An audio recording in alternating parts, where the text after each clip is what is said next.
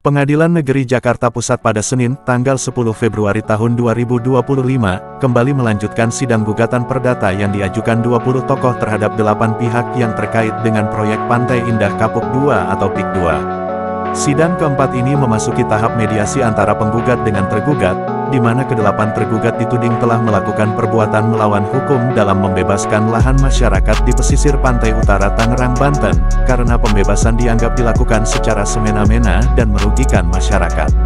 Ke-20 tokoh tersebut diantaranya pemerhati politik dan kebangsaan Rizal Fadilah, Presidium Aliansi Rakyat Menggugat Menuh Wulandari, pegiat media sosial Edi Mulyadi dan Kolonel TNI Purnawirawan Muh Nur Saman dari Aliansi Pejuang dan Purnawirawan TNI atau APP TNI.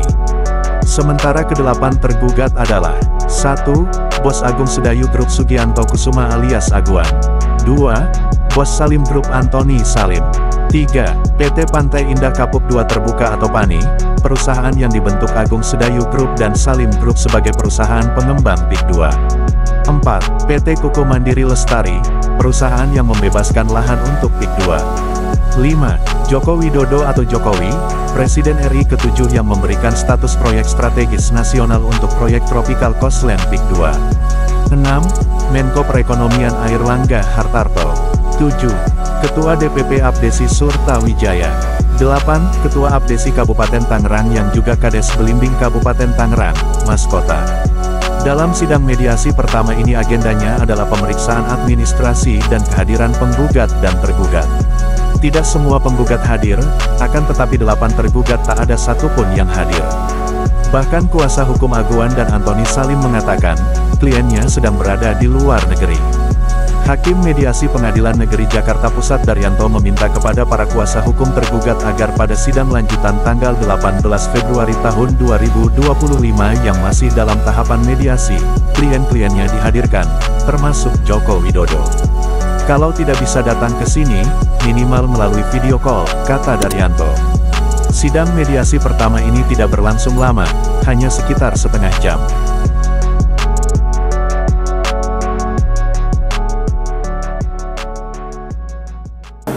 Assalamualaikum warahmatullahi wabarakatuh. Tanggal 10, ini sejarah digital dilakukan pertama kalinya mediasi. Yang tentu nanti penjelasan mediasi ini saya serahkan kepada Ustadz Ahmad Khozinuddin. Oh ya, baik. Baik, terima kasih. Assalamualaikum warahmatullahi wabarakatuh. Waalaikumsalam warahmatullahi wabarakatuh. Hari ini kami hadir mediasi, bahkan prinsipal kami hadirkan sebagai bukti bahwa kami sebagai penggugat punya itikad baik dalam menyelesaikan perkara dan mentaati prosedur berperkara di pengadilan negeri dalam perkara perdata sebagaimana diatur dalam Peraturan Mahkamah Agung Nomor 1 Tahun 2016 tentang prosedur dan tata cara bermediasi. Tadi kami sangat kecewa. Kenapa? Karena ternyata tergugat prinsipal itu sudah menyiapkan skenario tidak datang. Skenario tidak menghormati mediasi, skenario tidak beritikat baik, atau skenario itikat jahat. Dengan cara apa itikat jahatnya? Tidak dihadirkan. Langsung pada hari pertama tidak dihadirkan dan menyerahkan surat kuasa untuk bermediasi, dan tidak mau pada mediasi berikutnya untuk menghadirkan prinsipalnya dengan dalih sedang ada di luar negeri lah, sedang ada kegiatan pekerjaan lah. Padahal ya, kalau hari ini mereka datang tanpa surat kuasa mediasi, menyampaikan uzur kepada hakim mediator, mohon maaf, hari ini kami belum bisa menghadirkan mediator. Alasannya apa? Di luar negeri, memberikan bukti ini tiket pesawatnya, ini kopi pendaratannya dan sebagainya. Paling tidak ada dua yang bisa kita baca. Yang pertama, ada niat baik, tidak merencanakan untuk tidak hadir. Yang kedua, alasannya itu reasonable, punya dasar. Lah hari ini tiba-tiba sodorkan surat kuasa untuk mediasi, tiba-tiba katakan keluar negeri. Siapa lo? Kalau bicara kita ini sibuk, kita semua sibuk. Ibu-ibu sibuk tuh. Ada yang dari Jakarta, ada yang dari Bandung, ada dari Bekasi, ada dari Bogor. Dikiranya emak-emak, ibu-ibu, pertama penggugat prinsipal seperti Bang Rizal Fadilah itu dari Bandung, apa tidak sibuk? Lah ini yang sebenarnya kami tuh mengikuti apa yang diinginkan oleh saudara Aguan Sugianto Kusuma dalam wawancara Tempo menyatakan ya kalau ada masalah bawa ke proses hukum, jangan demo-demo dan sebagainya. Lah, hari ini justru kita bawa ke proses hukum dan saudara justru tidak punya itikat baik untuk menghadiri dalam proses hukum yang saudara inginkan begitu. Nah, selanjutnya kami tadi diminta menyampaikan substansi tentang apa sih yang menjadi tawaran kami dalam proses mediasi. Sekali lagi, kami tadi menegaskan kita ini warga negara Indonesia, ada purnawirawan jenderal, ada aliansi rakyat menggugat, itu semuanya itikat baik. Bukan nggak mau pokoknya itu enggak, kita nggak bilang pokoknya harus enggak. Kita tetap ada solusi, tetapi tidak mungkin solusi ini kita tawarkan kepada kuasa hukum. Dia bukan prinsipal. Misalnya dalam materi gugatan kami diantaranya membayar 516,2 triliun kepada negara. Lah kalau Antoni Salim bilang iya, emang prinsipal boleh menyatakan itu? Kan boleh. Lah kalau kuasa hukum dari mana duitnya uang segitu? Kalau yang ngomong Antoni Salim, masuk akal, dia kaya raya. Kalau yang ngomong Aguan, masuk akal, dia kaya raya. Lah kalau kuasa hukum tidak punya legal standing untuk ngomong itu, gitu loh. Makanya mohon maaf, bukan kami tidak mau bermediasi, tapi sia-sia. Sia-sia, kenapa? Bukan dengan pihak yang berkepentingan, bukan dengan pihak yang punya kewenangan untuk memutus iya atau tidak.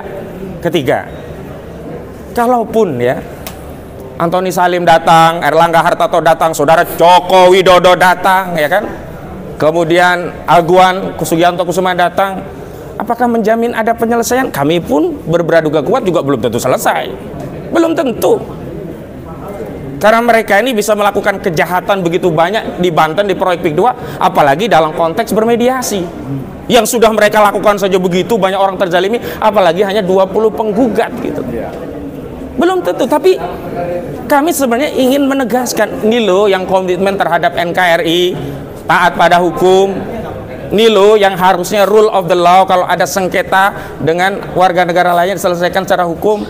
Bukan kemudian bernarasi sepihak, kemudian mendakwa, bahkan menuduh orang-orang yang sedang berjuang ini ya tidak berkontribusi bagi pembangunan lah. Enggak.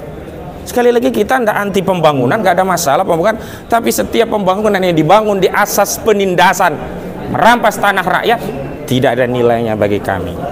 Seterusnya tadi sempat ada perdebatan. Kuasa hukum menyatakan cukup kami yang akan menyampaikan bahwa minggu depan, mundur sih hari Selasa ya, bukan hari Senin ya. Hari Selasa berarti tanggal 18 Februari 2004 akan menghadirkan tergugat prinsipal, menghadirkan Joko Widodo, menghadirkan Erlangga, menghadirkan Aguan, menghadirkan Antoni Salim. Kalau Erlangga tadi tidak datang, kuasanya pun tidak datang, maka akan dipanggil.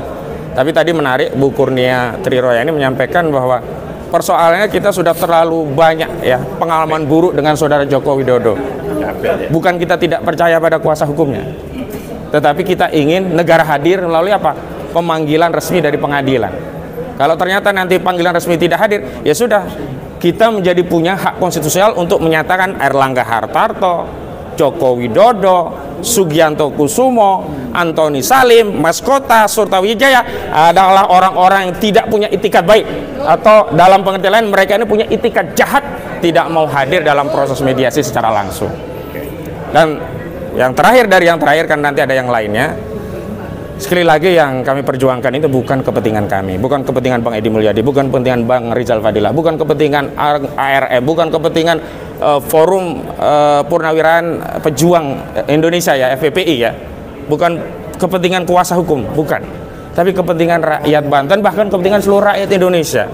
Karena itu kami mohon doa, dukungan agar kami selalu dalam lindungan Allah Subhanahu wa taala, diberi kemudahan, dilancarkan lisan kami menyampaikan kebenaran, dan kami diberikan barokah dalam hidup. Amin. Karena itu yang kami cari. Niat kami membela perkara ini adalah lillahi ta'ala, mencari ridha Allah, mencari keberkahan, nyari saudara.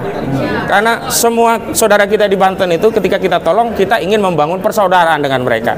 Adapun konsekuensi persaudaraan dengan para korban ini akhirnya bermusuhan, berlawanan dengan oligarki, ya itulah konsekuensi. Dunia ini hitam putih, nggak ada yang kemudian melebur jadi abu-abu, tidak. Dan kami siap mengambil harga berlawanan dengan oligarki dalam rangka membela saudara kami di Banten yang terzalimi. orang-orang yang tidak tahu korban itu bisa saja mengatakan, oh ini hanya pembangunan, oh ini indah, oh ini seperti Singapura, tapi mereka tidak tahu bagaimana sawah yang dirampas, bagaimana sungai yang diuruk, bagaimana orang yang diintimidasi, ada yang 6 bulan ditongkrongi agar menjual tanahnya, bagaimana tanpa sepeser pun rupiah dibayar, tambak berubah menjadi perumahan 28 hektar. Ini semua kami menyaksikan. Dan pagar laut, sampai hari ini pagar laut tidak ditemukan siapa yang naruh itu pagar. Malah yang ada justru kebakaran Kementerian ATR. Jadi ini sebenarnya kebakaran atau dibakar? Ini kita kan tanda tanya begitu ya. Dibakar. Ya, kenapa? Karena tidak mungkin Kementerian ATR tidak tahu terhadap produk hukum baik itu SHGB atau SHM yang diterbitkan Kantah BPN Kabupaten Tangerang.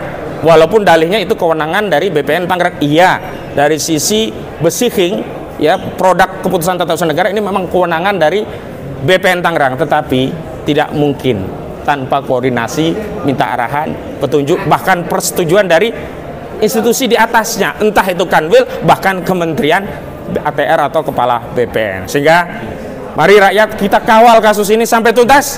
Kita kawal kasus ini sampai yang salah benar-benar masuk penjara. Kita kawal kasus ini sampai rakyat kembali merdeka setelah dijajah oleh oligarki rakus perampas tanah rakyat. Assalamualaikum warahmatullahi wabarakatuh. Ya, Bang Edi dulu atau siapa? Baik, terima kasih. Assalamualaikum warahmatullahi wabarakatuh. Merdeka! Merdeka! Merdeka! Tetap merdeka! Saudara-saudaraku sekalian, perkara 754 PDT-G PNJKT PST tahun 2024 sudah memasuki babak baru, yaitu mediasi. Ya, mediasi itu dalam banyak aturan, ya tentu saja Perma nomor 1 tahun 2016 yang mengatur tentang prosedur mediasi di pengadilan. Kemudian ada pasal 130 HIR baik 1 maupun 2, kemudian RBG pasal 154, semuanya mengindikasikan adanya kewajiban untuk berdamai dahulu ya dalam menyelesaikan persoalan. Akan tetapi hakim dalam hal ini tidak bisa melakukan suatu usaha paksa untuk menyelesaikan permasalahan, sehingga tidak ada penyelesaian untuk memutus perkara pada tahap mediasi ini. Lalu siapakah para pembela daripada rakyat ini? Ada 20 pengacara yang tergabung dalam tim advokasi MOR PT RPIK 2 ya, perampas tim advokasi melawan perampas oligarki rakus perampas tanah rakyat ya. Nah, mengapa kita perlu menegaskan ini?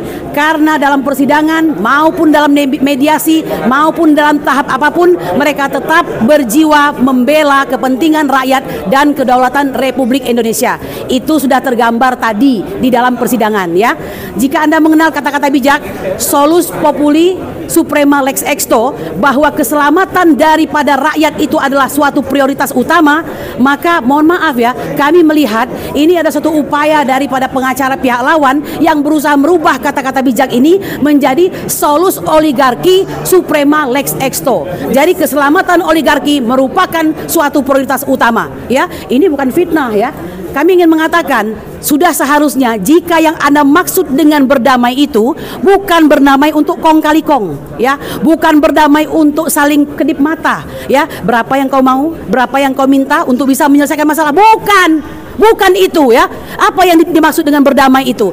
Kita mempersingkat jalan peradilan, tidak perlu berpanjang-panjang, tetapi materi, petitum dan posita itu sama. Nah, jika kau mampu mengikuti itu, silahkan kita berdamai. Kalau tidak ada kata damai bagimu, betul? Nah, oleh karena itu saya ingin mengatakan, kalau bagi kami para pengacara MOR PT RPIK 2 itu likulli halin ibadah walikulli zamani muamalah ya. Ada waktu untuk setiap ibadah, ada waktu untuk setiap amalan. Nah, oleh karena itu kami menganggap membela rakyat untuk mendapatkan kedaulatan Republik Indonesia adalah merupakan suatu ibadah ya. Insya Allah kami akan tetap berbahagia untuk membela rakyat Indonesia. Pesan kami terakhir kepada beberapa penggugat ya, tergugat yang tidak hadir pada hari ini, di mana pengacaranya dengan sangat percaya diri mengatakan, bukankah kami sudah mewakili dengan surat kuasa khusus kepada Bapak Aguan ya, kepada Bapak Antoni Salim, kepada Bapak Joko Widodo, kepada Erlangga Hartanto, kepada Surta Wijaya, satu lagi itu Satu lagi siapa? Bukan, satu lagi. Ya sudahlah, pokoknya mereka itu ya yang tidak hadir. Saya ingin mengatakan, bukankah sedemikian lama kami mengharapkan pertemuan dengan Bapak Joko Widodo ya untuk mendengarkan langsung apa alasan beliau di balik pemberian PSN tersebut. Inilah masanya Pak untuk menyampaikan kepada rakyat ya. Inilah masanya. Mengapa? Karena kami ingin melihat apakah Anda seorang satria ya yang memberikan PSN dengan maksud mulia, atau Anda tidak lebih daripada pecundang yang hobinya cawe-cawe bersama oligarki. Betul? Nah, oleh karena itu terakhir saya mengatakan, Pak, stoplah cawe-cawe. Negeri ini sudah ada yang memimpin adalah Presiden kami Prabowo Subianto. Ya, untuk sementara Anda istirahatlah dengan tenang, sembari mengingat dosa-dosa Anda, hadir di persidangan untuk memberikan penjelasan. Kami siap menantang Anda. Subhana rabbika rabbil izzati amma yasifun, wassalamu ala mursalin walhamdulillahi rabbil alamin. Merdeka! Ya, Assalamualaikum warahmatullahi wabarakatuh. Nah, saya termasuk prinsipal dalam kasus ini. Sekarang agendanya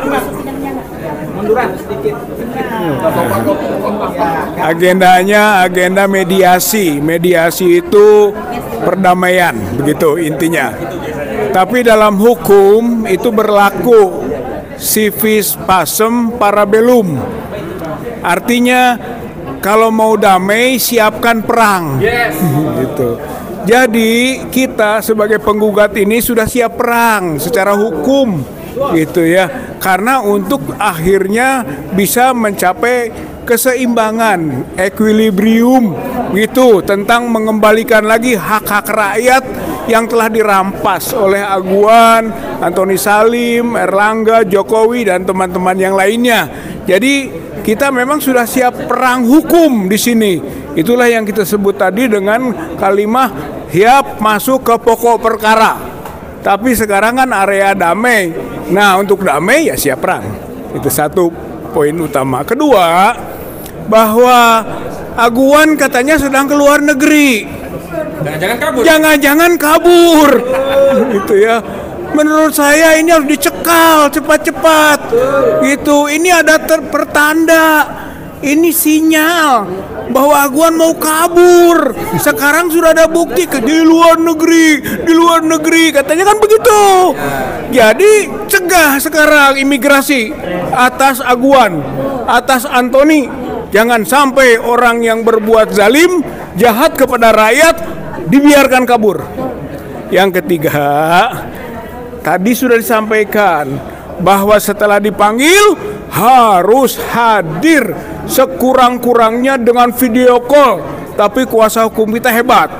Nggak usah mikir dulu video call, hadir dulu. Itu sebagai bukti itikat baik. Ini bukan menyangkut hal-hal yang disebut tadi damai, tapi ini itikat baik. Kalau soal poin-poinnya sudah jelas di petitum kita, kuasa hukum sudah membuat narasi. Mana yang provisi berhenti dulu semua kegiatan, gitu kan, baik pembangunan maupun pembebasan. Itu tuntutan kita sudah jelas. Mana yang pada ujungnya PIK 2 dihentikan. Mana yang harus membayar 616,2 triliun. Gitu, jelas. Itu mah tinggal mereka mikir aja mau nggak jalankan itu. Begitu, nggak mungkin kita mundur-mundur itu mah. Gitu, resume itu sekitar itu. Jadi kata kuncinya, punya itikat baik tidak dia? Punya penghormatan tidak kepada rakyat Indonesia, kepada rakyat Banten? Begitu. Jadi yang kita baca besok itu soal itikat baik. Dan Bapak Ibu yang terakhir ini ya, kasusnya di Pengadilan Negeri Jakarta Pusat. Tapi ini akan menjadi pusat pengadilan masyarakat. Walaupun tertutup mediasi, rakyat tahu. Begitu, rakyat bisa baca siapa Aguan. Rakyat bisa baca siapa Antoni Salim. Rakyat bisa baca siapa Joko Widodo. Siapa juga Erlangga. Siapa tadi para kroco-kroco lainnya. Gitu. Jadi Hei masyarakat bangsa rakyat Indonesia, lihat walaupun sidangnya tertutup mediasi, baca mereka. Mereka adalah orang-orang jahat, mereka adalah pengkhianat, mereka adalah penjajah, mereka adalah perampas tanah-tanah bangsa kita sendiri. Oleh karena itu kita siap melawan, secara hukum, civis pacem para bellum. Kalau mau damai, siapkan perang. Allahu Akbar.